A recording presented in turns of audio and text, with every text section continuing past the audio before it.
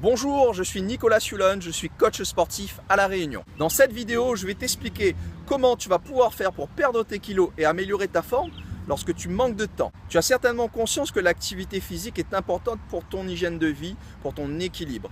Le problème, c'est que tu es certainement débordé par tes activités familiales et tes activités professionnelles. Moi, dans cette vidéo, je vais t'expliquer comment tu vas pouvoir faire pour atteindre tes objectifs. La solution, ça va être d'optimiser tes activités physiques quotidiennes au sein de tes loisirs, de tes déplacements, de tes activités domestiques et de ton travail. La première chose à mettre en place, ça sera de bouger au maximum chez toi au travers de tes activités domestiques, à savoir faire le ménage, passer l'aspirateur, passer le balai, faire la vaisselle. Tout ça sont des choses qui vont compter parce que l'activité physique, ça n'est pas que le sport. Le fait déjà de mettre ça en place va te rendre déjà plus actif que tu ne l'étais. La deuxième chose, ça va être de bouger au maximum au sein de votre travail. Moi, j'ai eu l'occasion de suivre et d'accompagner des employés d'une entreprise. Et je me suis rendu compte qu'au sein d'une entreprise, souvent, ces personnes-là n'étaient pas très actives. Et même si elles faisaient un petit peu d'activité physique à côté. Donc ce que je leur ai demandé, c'était de s'acheter un podomètre ou de télécharger une application sur smartphone et de mesurer le nombre de pas qu'elles faisaient au quotidien au sein de leur travail. Bon, il s'est avéré qu'on était proche des 400-500 pas. C'est vraiment très très peu, ça veut dire que quasiment toute la journée, ces personnes-là, elles restaient assises et le seul déplacement qu'elles faisaient, c'était peut-être à la limite pour sortir de leur travail et revenir ou pour aller à la cafétéria. Donc moi, je leur ai proposé des solutions simples, à savoir plutôt que d'utiliser l'email, le téléphone pour aller voir un collègue, dès que c'était possible, se déplacer pour aller voir ce collègue. Pareil pour aller faire des photocopies. Voilà, donc se déplacer au maximum. La deuxième chose, je leur ai proposé, car elles ont un escalier, c'est d'utiliser l'escalier pour tous leurs déplacements et d'éviter l'utilisation de l'ascenseur. Voilà, à la base, l'ascenseur, c'est pour les personnes handicapées ou vraiment qui ont des problèmes de mobilité. Voilà, donc je leur ai dit évitez ça. Rien qu'en faisant ça, ces personnes-là ont augmenté de 2000 voire 3000 pas. Voilà, leur nombre de pas quotidiens. Donc c'est pour vous dire, donc, qui dit augmentation du nombre de pas, dit amélioration un petit peu de la condition physique, même si c'est léger encore. Et aussi, ils brûlaient plus de calories, puisqu'ils se dépensaient plus. La deuxième chose à mettre en place, ce sera de vous déplacer au maximum sans votre voiture. Encore une petite anecdote, j'ai accompagné une personne, individuellement, et cette personne, en fait, elle a suivi ce conseil-là. Elle s'est dit, comment je vais faire pour éviter de prendre ma voiture parce que j'ai besoin d'aller travailler. Et j'habite quand même assez haut, c'est un peu dur. Donc ce qu'elle a fait, c'est que pour toute la partie en côte, elle a pris sa voiture, elle est redescendue et elle s'est garée à environ, honnêtement, je vous le dis, 2 à 3 km de son entreprise. Et chaque jour, elle devait aller faire un trajet sur le plat, 2-3 km aller, 2-3 km retour. Donc déjà, elle avait fait 6 km de marche dans la journée. La deuxième chose à mettre en place, ce sera de vous déplacer au maximum sans votre voiture.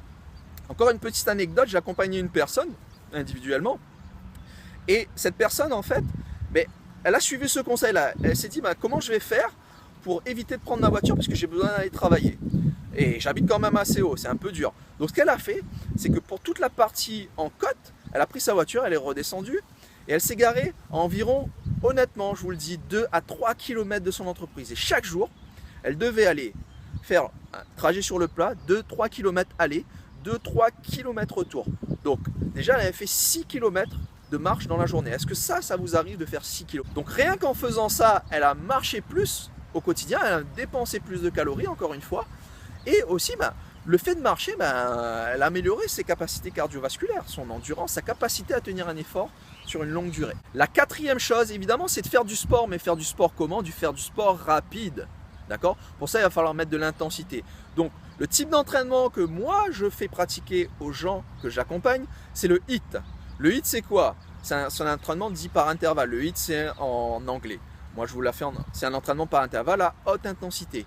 L'idée, c'est de réaliser des exercices pendant un temps donné et de l'alterner avec un temps de repos. Pendant ce temps donné d'exercice, je demande aux gens de se donner au maximum de l'intensité possible qu'ils peuvent mettre dans l'exercice.